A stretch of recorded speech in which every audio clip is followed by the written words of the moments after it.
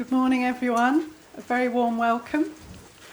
My name is Marisa Goulden, and I have the great pleasure today of introducing our speaker, Professor Jem Bendell, who's going to talk to us about deep adaptation and perhaps other things. Jem Bendell is a Professor of Sustainability Leadership at the University of Cumbria. In July 2018, he published a paper entitled Deep Adaptation, a Map for Navigating Climate Tragedy. This paper has since been downloaded from his website more than 500,000 times and reached audiences far beyond his initial expectations. He's also shared many interviews and talks online, some of which you may have watched or heard. And in March this year, Jem launched the Deep Adaptation Forum. This is a space to connect people, to foster mutual support and collaboration for the process of facing societal collapse. Until recently, my own work was researching and teaching on adaptation to climate change at the University of East Anglia. And I found this a difficult subject to research, and I really came up against my own numbness and grief. And in response to that, I turned towards Joanna Macy's work that reconnects, some of you may have heard of. I now offer this in workshops. But what caught my attention most about Jem's work is his willingness to deliver an unwelcome message that we face societal collapse due to climate change, and most especially his rare willingness to explore the emotional and spiritual dimensions of this for himself and for all of us as human beings. He talks about needing to make space for despair, grief, anxiety, and other emotions that arise.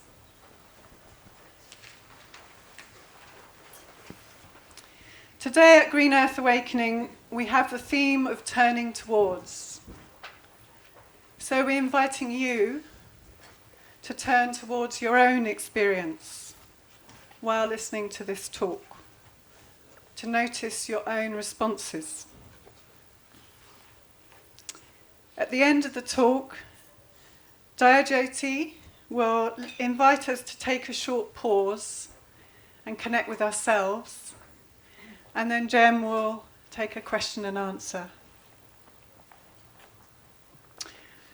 To follow the thread of turning towards this afternoon, Satyamuni and I will hold a space for you to gather in small groups to explore your thoughts and feelings specifically in response to this talk today. And we've called that deep listening for deep adaptation. And that's in workshop space 2 at 2:30 to 3:45.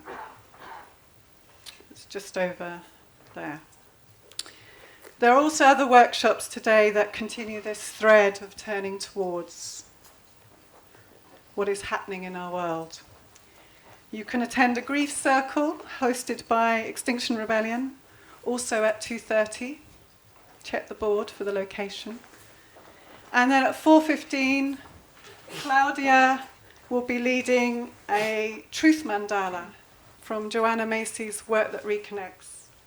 This is an opportunity to come together to give space to the difficult and painful, and by doing so, open ourselves to more life, joy, love, and compassion. Also in workshop phase 3, I think, I'll be holding a space for embodying research into exploring the theme today. Okay, so a space to explore embodiment of the themes of today in workshop space 3. Thank you. So now let's turn towards why we are here right now in this tent and give a very warm welcome to Professor Jem Bendell.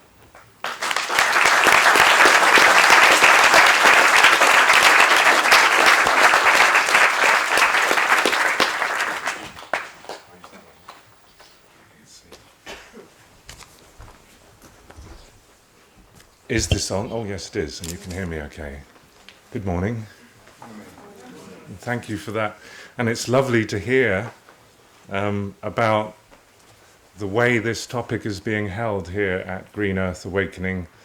I don't do very many talks on this topic now, and the couple of events in the UK I've been to, one was Sacred Arts Camp, and this is the other one I'm at, and it's because both are quite explicit in terms of the spiritual dimension and the open-hearted, loving dimension of their gathering. So that's really good to hear you're doing all that holding on this topic after my talk. Because it's funny, as I walking around the field this morning, 3 people said to me, "Oh, Jem, I'm really looking forward to your talk." And I was, felt a bit flummoxed, really, because I never want to get numb to this or blasé, and I know I really could, because it's a way of coping.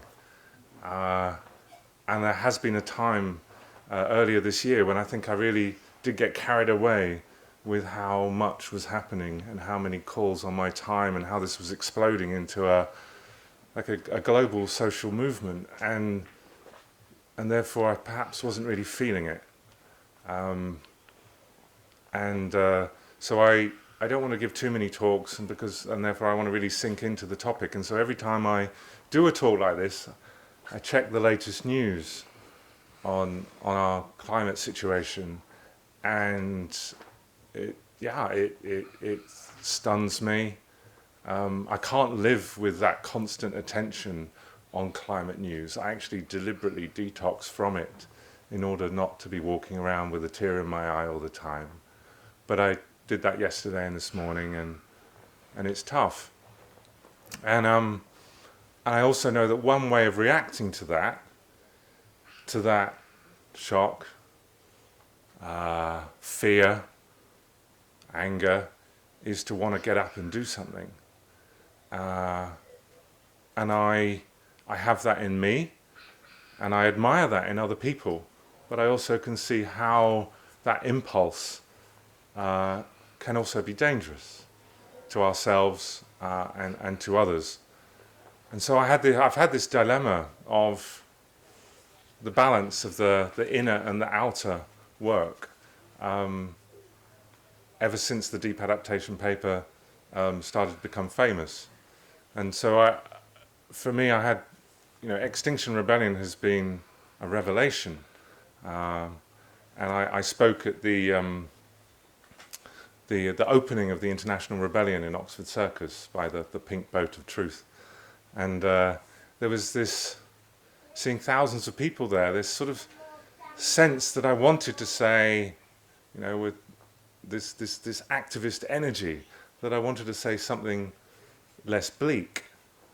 But the first message of Extinction Rebellion, and the reason why people have paid attention to my work, is this idea of allowing yourself to consider what might be true, no matter how that might make you feel, or how that might challenge your future, or how that may disrupt your sense of belonging, the concerns you have there. So the way I did it there was to say, well, we rebel not because we have a vision of a fairy tale future where we have fixed climate change, but we rebel because we want to reduce harm, save what we can, and learn from this. So to return to truth and love. This isn't an accidental thing that we've trashed the planet and now we threaten our own civilization and indeed our own species this century.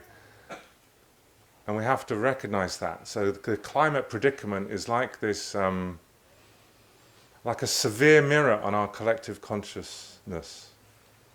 We have to look into it and see, why has this happened? Because otherwise that panicked response could lead to us just doing yet more of those same ways of relating to what's inside us, and same ways of relating to each other. We could see blame and hatred it's natural, isn't it, when you're under threat to say, well, who's to blame and where should I run and who should I run from and all that sort of stuff. And so we need to support each other to turn toward this predicament in a way that is more open-minded, open-hearted, to find solidarity in that situation rather than withdraw. So it's because of that feeling, that perspective, that I'm drawn to be here. Less to give a talk, more because I want to be in spaces like this for myself. Because they're still quite rare in my life. It's growing, definitely, but I still find it's quite rare. But for you to, I think what I should do is just have a little bit of a few words on the climate predicament, because I shouldn't assume that everyone's on the same page. So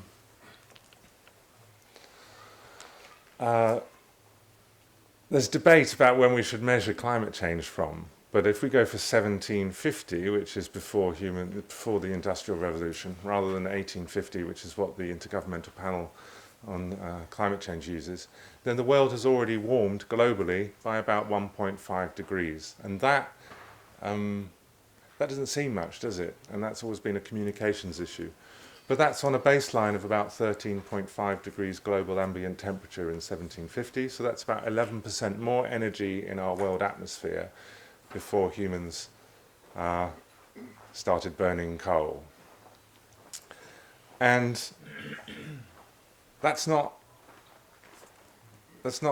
sort of distributed evenly. The far greater heating at the poles, for example, and so that is already destabilizing our weather systems, as everyone now knows. But the problem, of course, is that so much of the effect is already locked in over the coming decades, no matter what we do, because 90% of all that additional energy from human activity has been absorbed by the oceans, and so that will warm the air over the coming decades. So there's that already locked in. And then you think, well, why are we seeing Arctic fires now? It's because of changing weather and changing temperatures. Why are we seeing the polar vortex destabilizing and the jet stream destabilizing? It's because of these changes. And the problem is then there are feedbacks, and the most shocking feedback is what's happening in the Arctic. And so some of the most latest research published in a geophysical journal is saying it's quite probable now that there'll be no summer Arctic ice by 2030. Some outlying scientists writing on blogs or giving speeches are saying it could even be in a year or two, but they've been saying that for a year or two. But there's one published study that says by 2030. And Britain's preeminent polar scientist, Peter Wadhams, has, with his team, calculated that if all of the Arctic ice were to go, then that would warm the planet by half as much as all human-caused or anthropogenic emissions.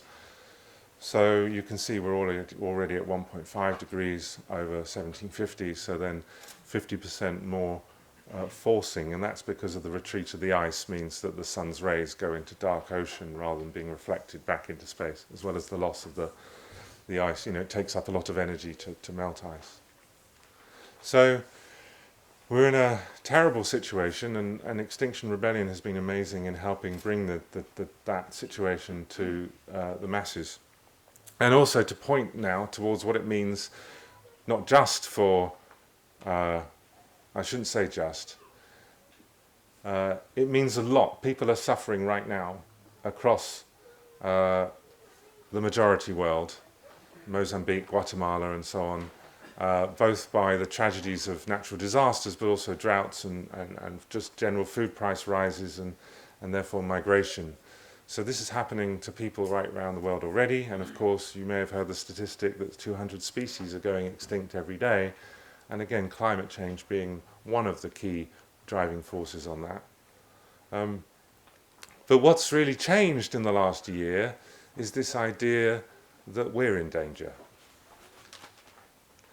That we saw that weird weather, extreme weather, damaged European food production significantly last year, with grains and vegetables down by around 20% in many European countries.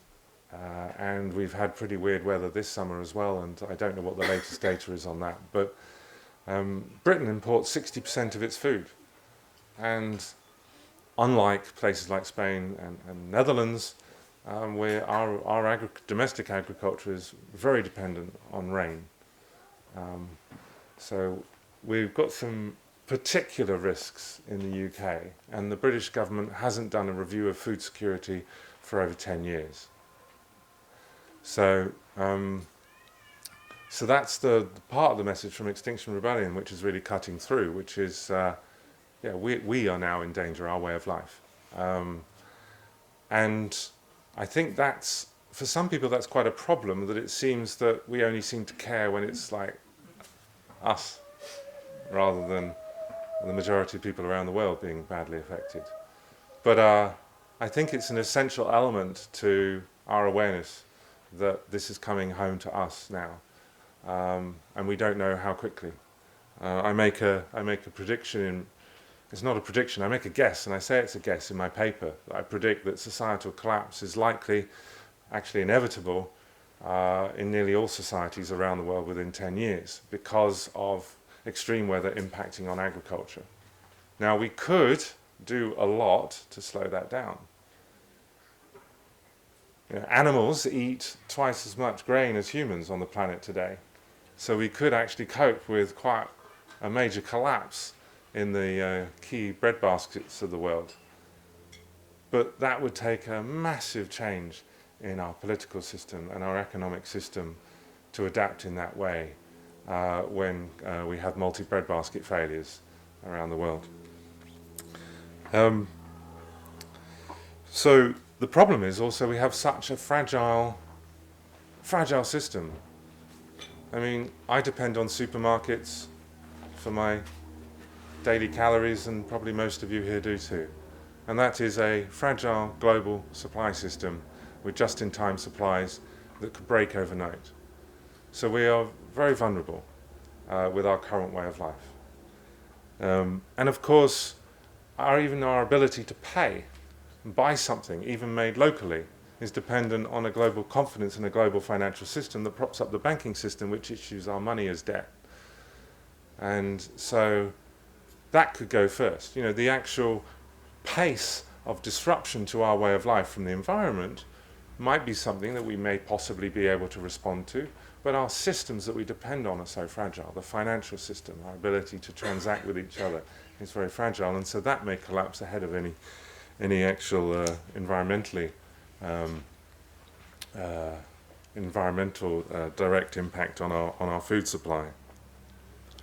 Of course, when I talk to people like this, there's the question of who to believe. And I understand that I have the privilege of time, but also a training in methodology and going into lots of different academic disciplines, both a natural science one and then sociology, and then taking a very critical stance on my own profession and the way that we think.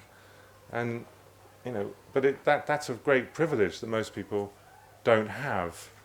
And so I always say to people, you need to make your own mind up, and I invite people not just to agree with me, but I wouldn't have agreed with me if I just heard me a few years ago.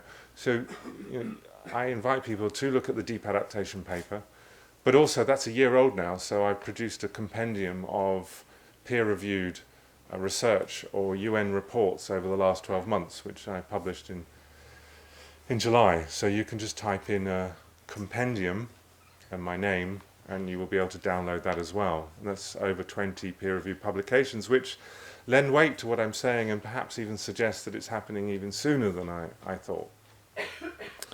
But who to believe? Well, I'll give you a quote from 10 days ago. It is abundantly clear that climate disruption is happening now and everywhere. Now, you probably haven't heard that before. It's not being written about in any mainstream publication. The only place I could find it would be a clip on Bloomberg, but for people who are interested in this topic. So that was the UN Secretary General 10 days ago, Antonio Guterres. It is abundantly clear that climate disruption is happening now and everywhere. So I point to that as an indication of if our systems of social organization and communication were a bit less stupid, a bit less mad, then that would be sort of in the world's media. We would be talking about this, but all kinds of other things take up our time, come across our screens and television sets. Now, a lot of people, when they hear this, not a lot, some people, and maybe not people here, they think that this is counterproductive. To talk like this is defeatist. It invites nihilism. It invites apathy. It may even invite depression. And I realize that when I talk to people who say these things, a lot of people say these things in articles or in blogs or in speeches, but when I talk to people, we manage to get somewhere. Because they'll tell me things like, Jem, people need hope. But I'll say, well, can we talk about you? Do you think you need hope?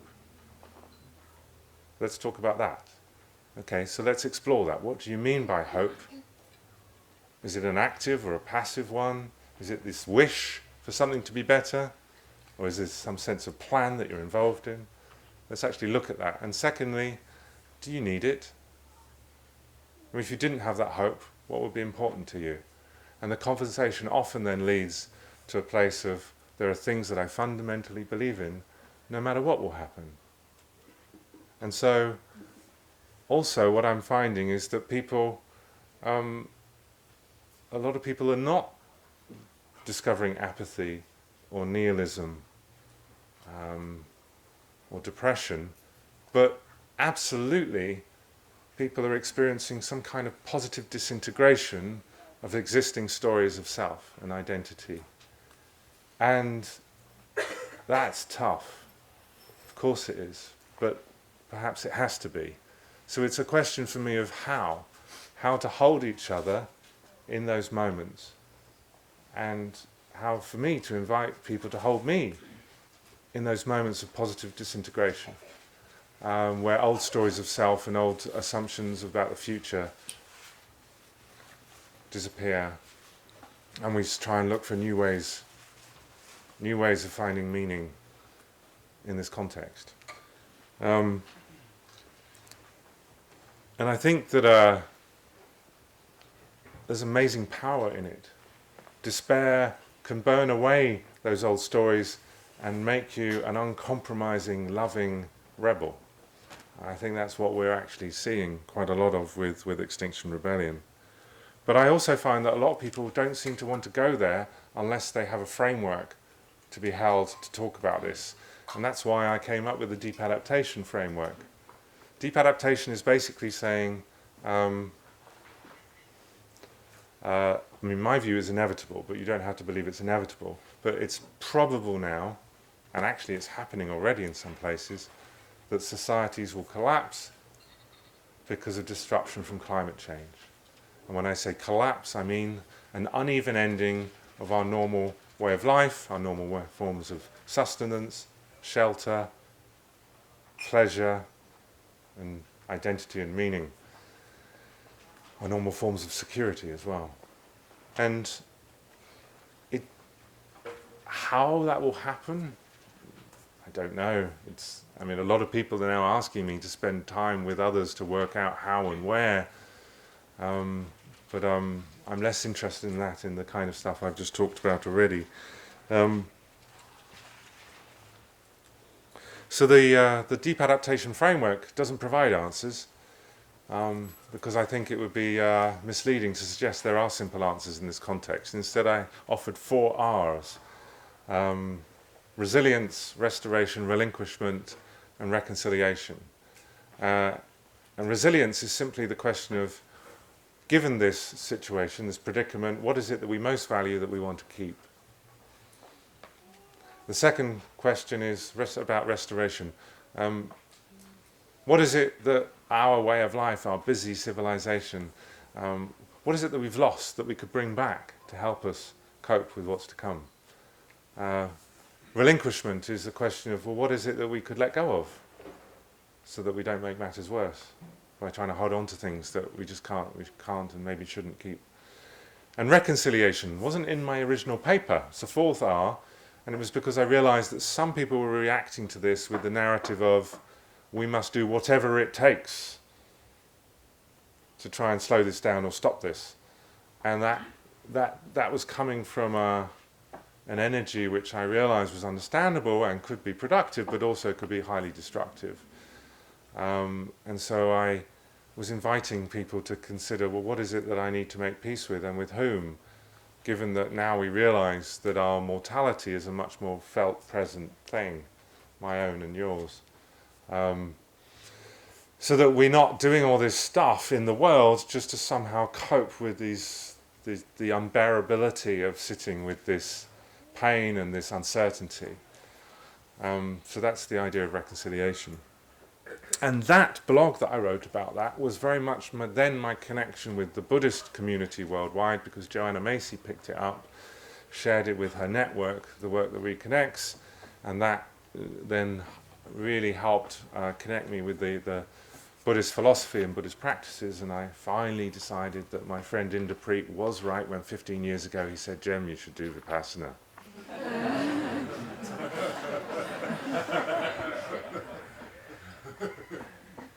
And then when my partner Katie said for the past year, "Jem, you should do Vipassana," and so I finally did. And so I am on my own journey in this. And so for me, quid's in, it's been really good.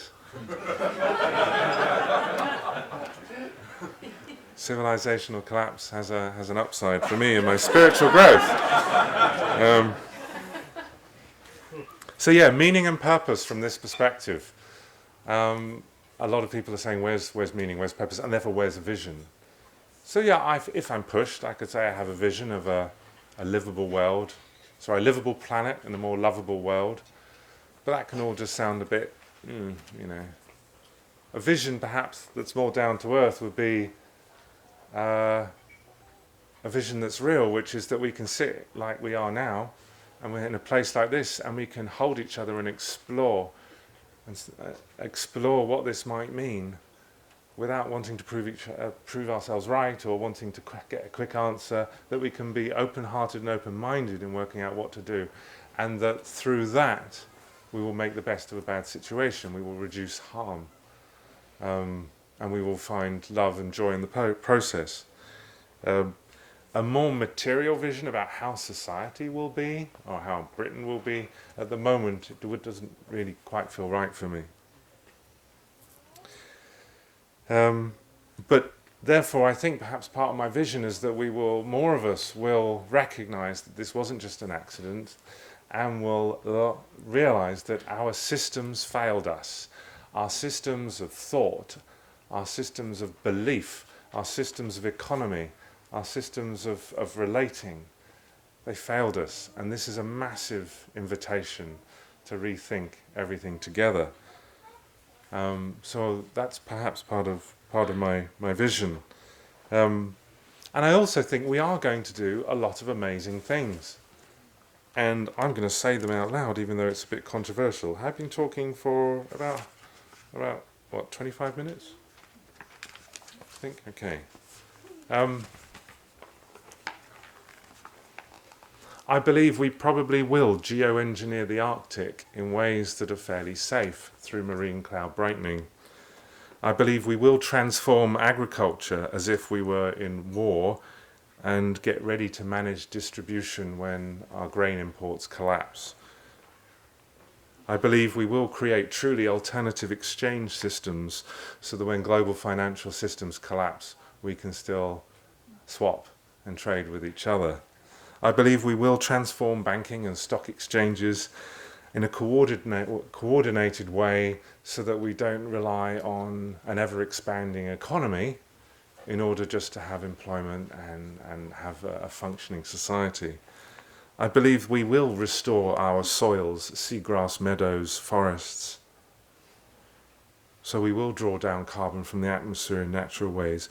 We will migrate our nuclear wastes to safer places as sea levels rise. We will organise to be able to shut down nuclear power stations safely in states as they fail. We will avoid blaming whoever we're told to blame by the servants of elites or people who have wounds and need to express their anger and have an audience for that. We will host climate refugees. We will provide peer-to-peer psychological support as our old stories of self and place, progress and purpose all crumble. I think this will all happen, but I don't think that will be universal. I don't think that will therefore mean that humanity in Britain or worldwide at scale achieves some sort of maintenance of what we call normal today. And I think it's right to debate all those things, dialogue about all those things I just mentioned, both if they should be done and how. But it shouldn't take us away from that, as I said, that severe mirror on why is it on ourselves and our consciousness and why we got into this situation. So I do also believe that this will be a time of spiritual inquiry and evolution. So the question I'm here with, why I've come, is that I know bugger all about that.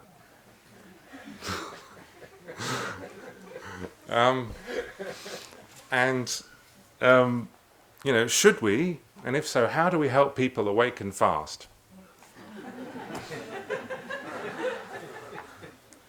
And how explicit as climate activists should we be about that being our agenda?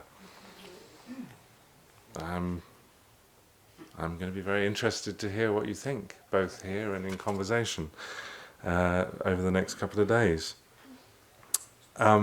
Just before I close, a few words on XR, because I know XR are here and that's great. And also Extinction Rebellion is something I'm involved in, and I want to return to that initial dilemma I talked about, that inner work versus outer work. And it's this issue, I think, about how do we find some sort of calm, engaged surrender to our predicament. So don't withdraw, but stay engaged. But with a passion for all these actions, but an equanimity with what actually comes about in the end. And I think Extinction Rebellion, before the rebellion in October, should adjust its three demands. So, tell the truth. Well, the truth is people are suffering already. We're in danger. There is trouble ahead no matter what. That our systems have failed us. We must learn as much as we must act. And we must change fairly. Which means we must adapt fairly. And that has to be really talked about. So act now. Well, declare a climate emergency, but include fair adaptation to what's coming. It's not truthful to just say, let's act now to stop this. This stuff is already upon the world.